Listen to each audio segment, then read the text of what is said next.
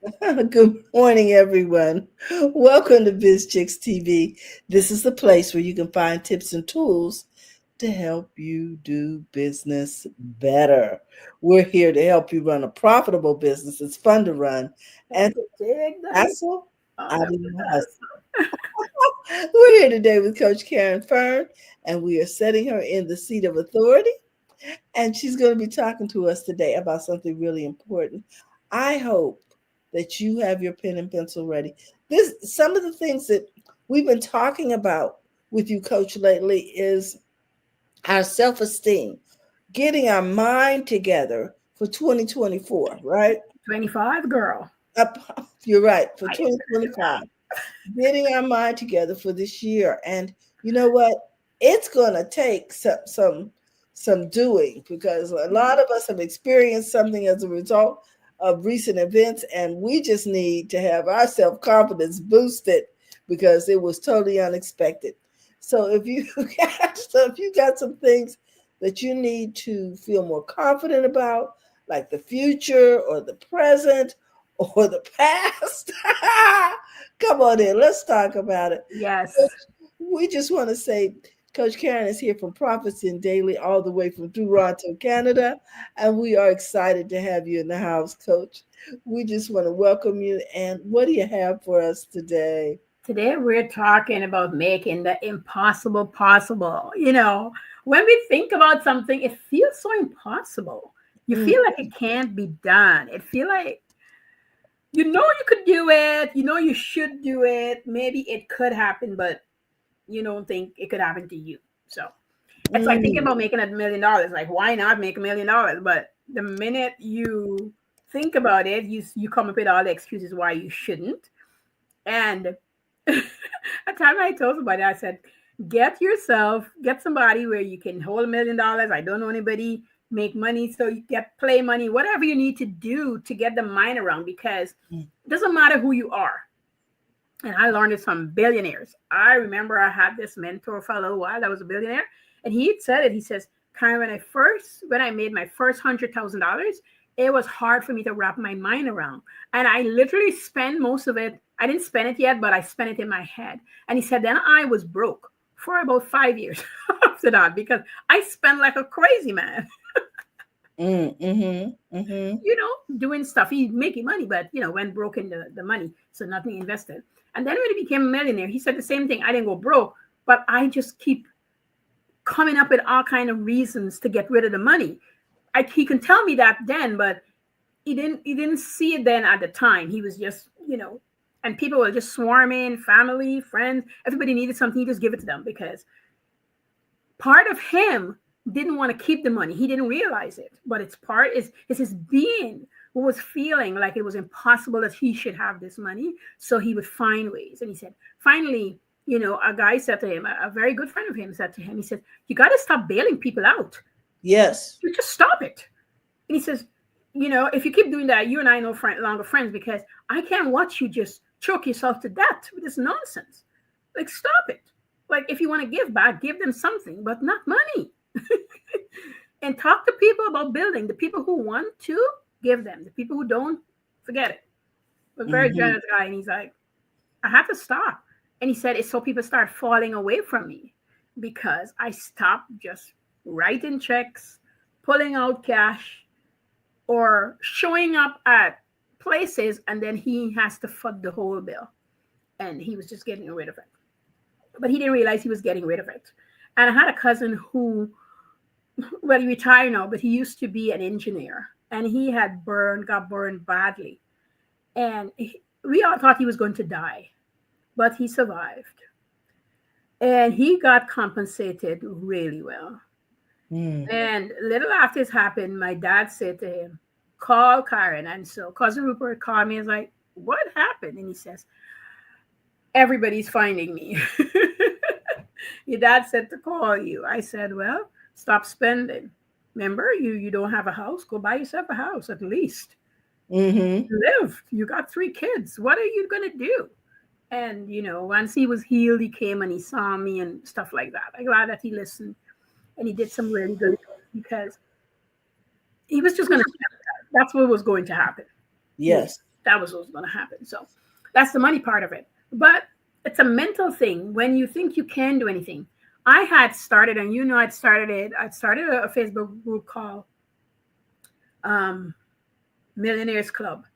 And two people in the group talked to me separately and said, the reason I'm not contributing to the group is because I can't see myself as a millionaire. You have made me feel, and I know it's not you. Like she said, I know this specific girl, like we talk face to face. She said, I know it's not you. It's just once you put it out there and you start talking, I couldn't see myself. I want to be, but I couldn't see myself. And you talk about things that I know I'm fighting. And that's what happened to a lot of us. It doesn't have to be money, but I'm pointing that out. It could be anything. If you can't see yourself owning a home, you will find ways to get rid of the money to own the home. If you can't see yourself living in a wonderful apartment, you will do everything in your power to get out of the apartment. You will do it, but you wouldn't know that you're doing it. Wow. First graduate from college. So it's going on subconscious. Yeah. And the super at the condo that I was doing my hours, I needed to do security hours and la da da. And when I was doing my co-op there, they had the super there, and the building manager was leaving to do something better at better condo.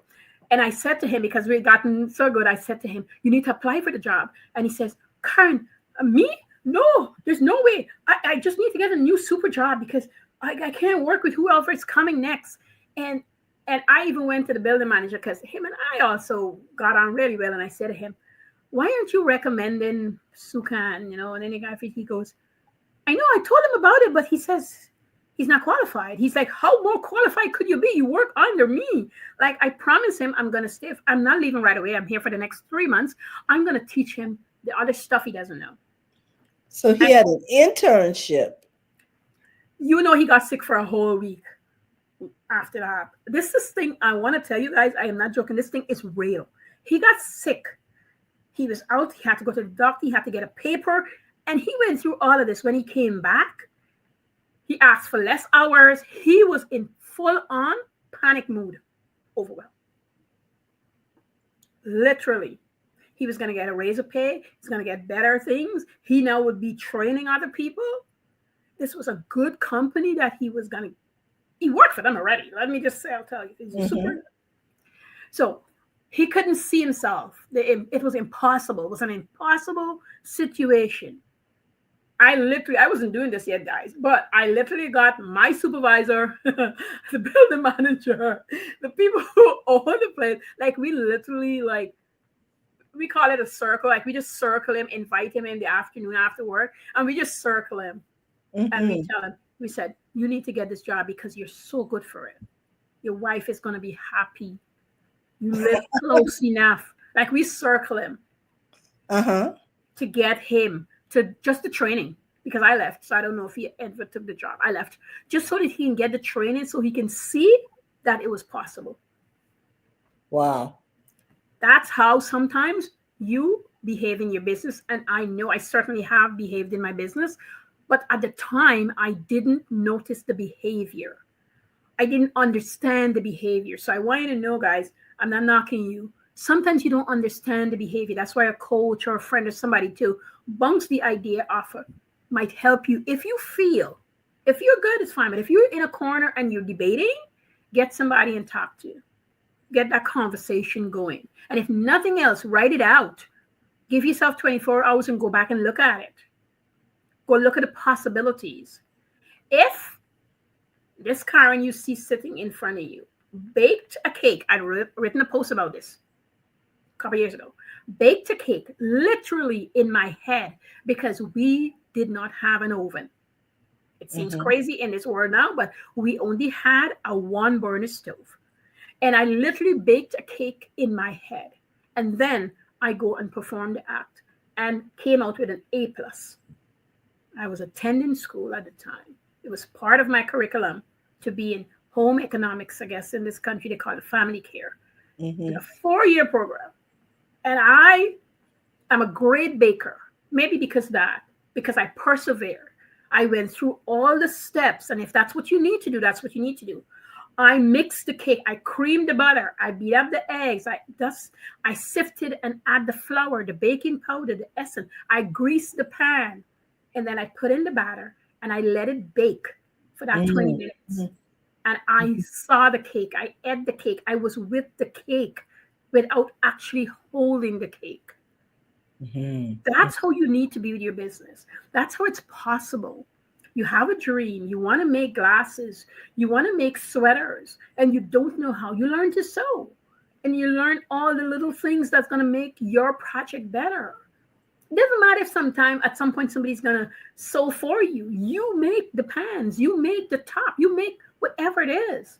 You make the candles. You mess up and you write it out. I mess up this whole batch of candles. You make a little video about it, because at the time it's impossible for you to make candles. It's impossible for you to make a turtleneck. It's impossible. Whatever that impossibility is. I had a sewing student last year. It was early last year or late 2023. And she couldn't put in a zipper. And she had 3 weeks of couldn't put in a zipper. The day she put in this, I said, you can't stop. I said, you can't stop. She said, Caren, I watch YouTube. Nothing is helping me. And so she came physically here, and I put her in the machine, and I literally just guide her hand. We took out the zipper. We did every step of the way. I say to her, she says, Caren, I just want to put in a zipper in my dress and my dad's pants. And I said, okay, when you go home, I want you to see the pants. I want you to rip out the zipper. I want to see you putting in the zipper. And all the excuses about the zipper, we're going to knock it out of the water. And when you come back, you're going to put in the zipper. She called me. She says, I'm canceling today because I'm not feeling good. I said, no, you're feeling well, but you're canceling because you don't think you can put in the zipper. Now take the day off. Great. But when you come back, we're still putting in the zipper. I think it was 2 or 3 days later, she sent me a picture with her putting in a zipper in a nice dress, a zipper in a pan. She did her dad's hem, because she starts realizing and seeing herself putting in the zipper, doing the zipper. She made a lot of mistakes. She messed up. You got to be willing to mess up. Please be willing to mess up. Be willing to do it badly and then self-correct. If you can't write, keep writing. You're going to get better at it. You know, if you can draw like me, I'm always doing and I can't. The things that I have done were so impossible, and I do them. Impossible until they become possible. You keep at it. And you don't keep at it day and night so you get frustrated either. You pace yourself 30 minutes, 1 hour. Put on the timer. Oh, I'm so glad you said that, because I think sometimes we overdo it and we just give up. Yeah, don't overdo. Like if you're reading a book, trust me, if you read a book 30 minutes each day for 7 days, you finish your book so quickly, you would look around you like, I'm done? Yes, you're done. And if it's a book where you read in to do the work, read the book and then get back and read the book again. Now, the new read is with the intention of applying some of the ideas that you loved in the book. You're not stealing. You're applying the ideas because it spoke to you. The author wants you to take the wisdom he or she has given you and use it. That's why they wrote the book. Okay. Even if it's for enjoyment, there's always a story in there that you can use and do something with. That's true. Go do it. So whatever it is you're learning and doing, you know, I don't need it. I was not company. You're always studying. I study for an hour each day. Some days 2. I do not need to. I understand that. But you know what that does for me? It keeps me in the flow. And it keeps me being possible. And it keeps me on top of my game. I restudy courses that I've studied before. I reread books that I've used before. Marketing books, sales books, books for fun. It's important to keep at it. Again, not long periods of time. It's not gonna work for you. I don't care who you are. Unless you're a doctor and you're studying for 4, even the doctors, because I follow, would you believe it? The things I watch is crazy. I followed 2 doctors online years ago. I follow one right now. She's in Canada here. And she talks about how she studied. 2 hours, leave it and come back. An hour, leave it and come back. Go do something creative. Read a book, crochet. She went to a coffee shop with her friend. She went to a little party. The party was a 4-hour party. She stayed an hour and come back home because she knew she just needed that hour for socialization, talking with people, and then she left. She's like, I've got exams. But Wow. she left in an hour. That's what you do because you want it. You need it. This is for you before you give it to anybody else. So to make it possible, you make a schedule. I'm a big scheduler. I got a girl that helps me out here, an intern, an assistant, and she came back Monday. She's here later. She comes 3 days a week. And she had made a schedule last week, but we got a new schedule going on. She got to have her morning schedule, her night schedule, and the work she's coming to do. But she also needs something for herself. So she needs to find out what she wants. I don't hire people who don't have something they want. And even if they don't have it, I fight with them to find it because they're going to be a better human being to me and my business and themselves. I don't care what it is. If it's curling, I don't care what you want to do, go do it because you're going to be better for both of us.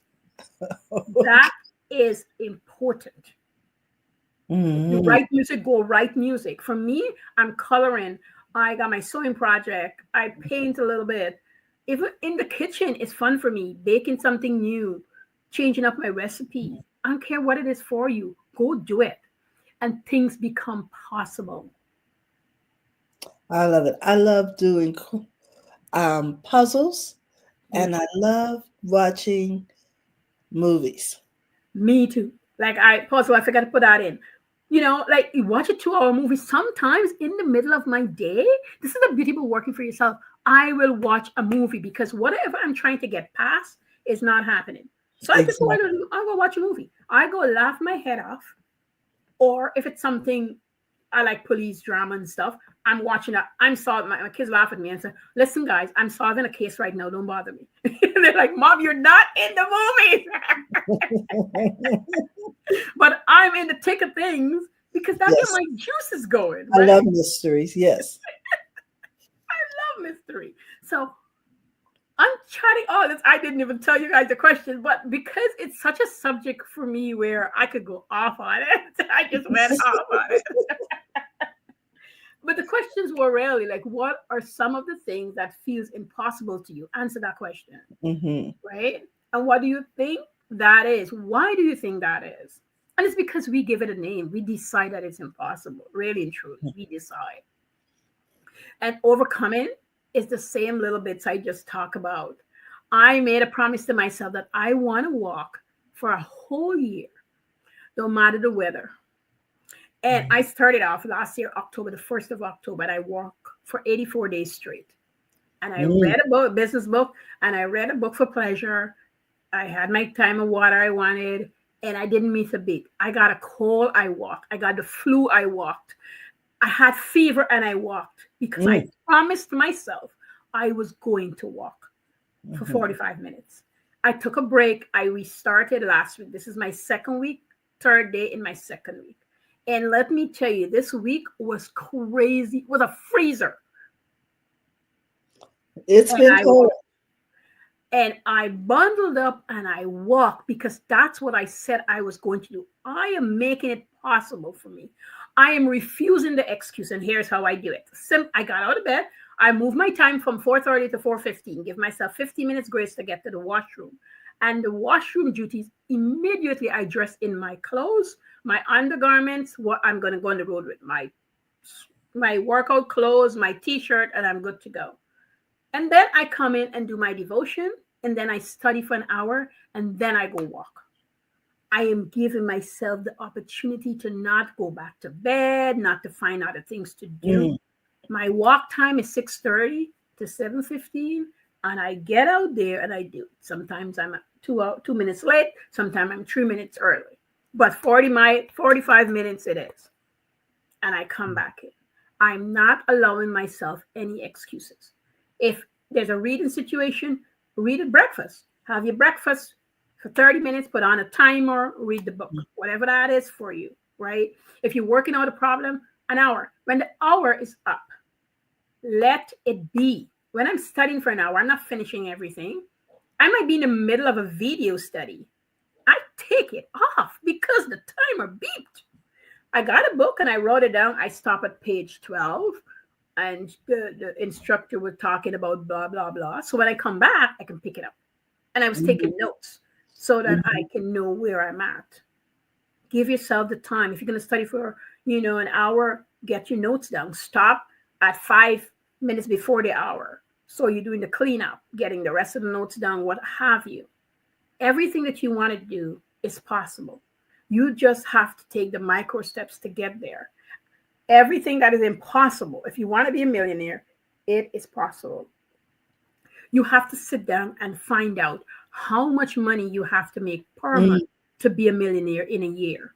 How much money per month to be a millionaire in 2 years, 3 years, 5 years.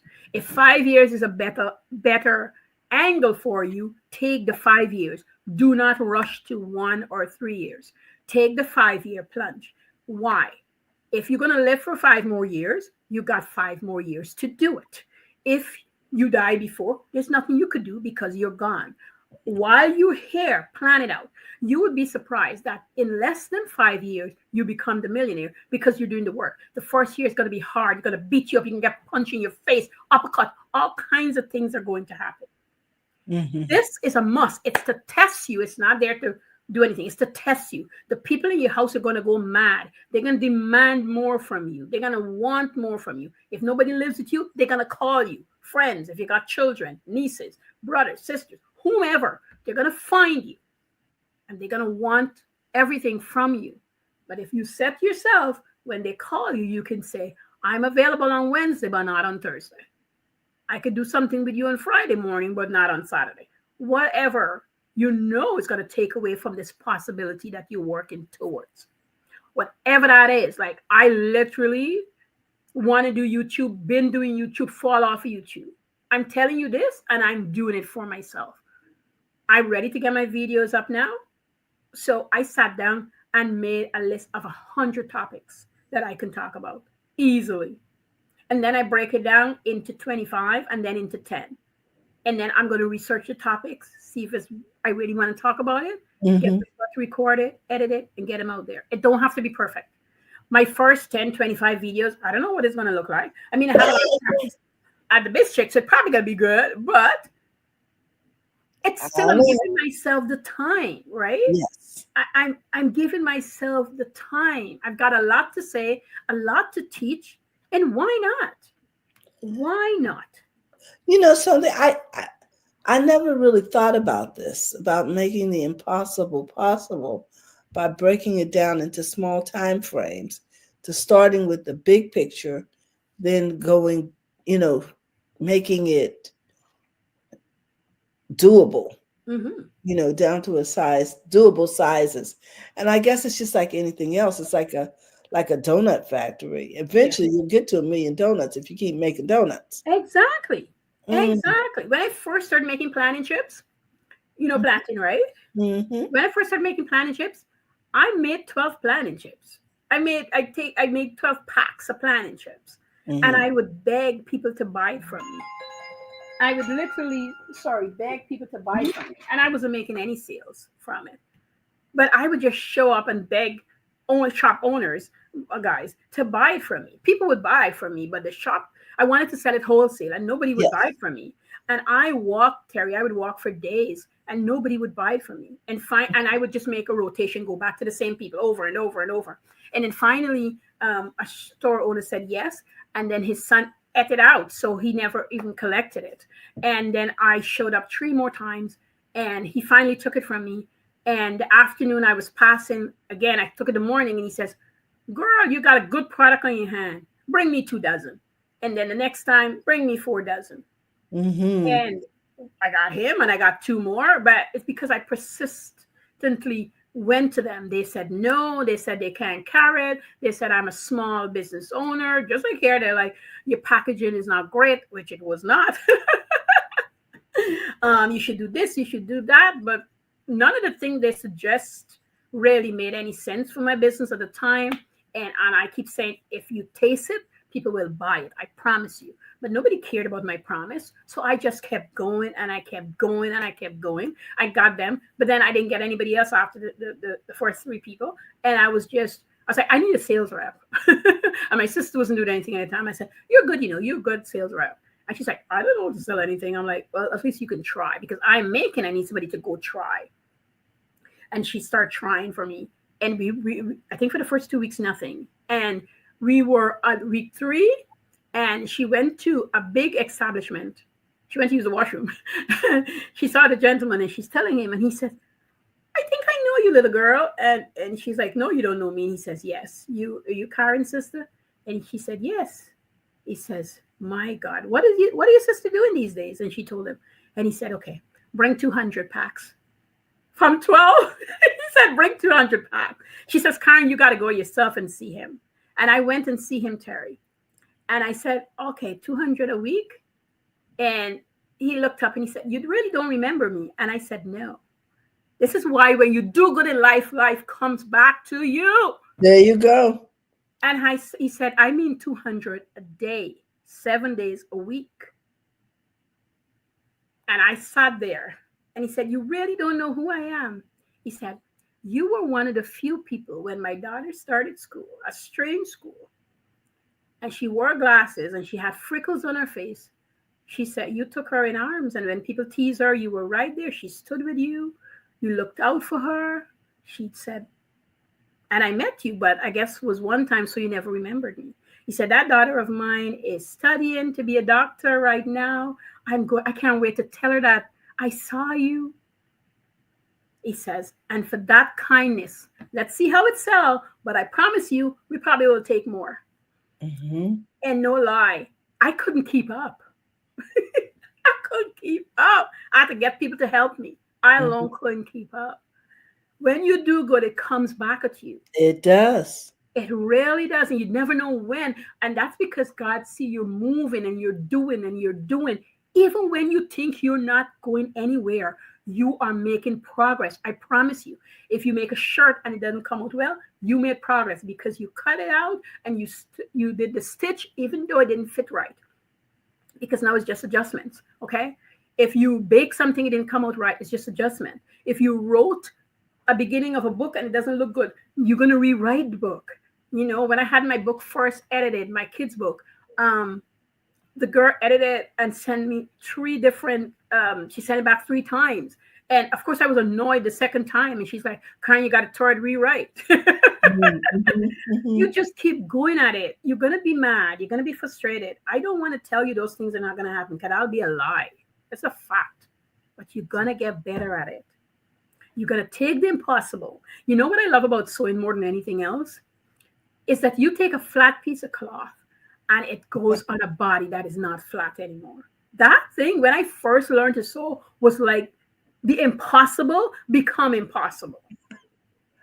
Yes. It's the impossible become impossible. It's taking a flat piece of cloth and cutting it in a circle and it becomes a flare. You can have a semi-flare. You can have a full flare. You can have layers from something flat that is sitting on somebody. That's somebody who's got a shape where the bum is really big and you know how to fit that person so that everything lines up and doesn't look wrong at the back and the front. It's the impossible to the possibility. You can start a business and make $10, and in a year or 2, you can take that same business and it can make you $10,000 a month, $100,000 a month. If you follow the blueprint that you set out, or you get somebody to help you set out the blueprint. When I sit with clients and I help them do a blueprint, and I tell them it's not a business plan. It's not a business plan that you're going to get money. It's a blueprint. Blueprint is different. I got my bookkeeping blueprint is about 32 pages. It's there. It's telling me how to do everything step by step. And if I do it, I'll be fine. If I don't do it, I will complain that it doesn't work because I didn't do it. It only feels impossible until you do it. And then there's the possibility. Wow. Well, Coach, we want to thank you for that pep talk because I don't think we've had anybody really encourage us to do the impossible in a way in our mind that helps us realize that it really is possible. Really is possible. Guys, you have heard a really good explanation for how to get this done. You need to do the replay on this over and over again.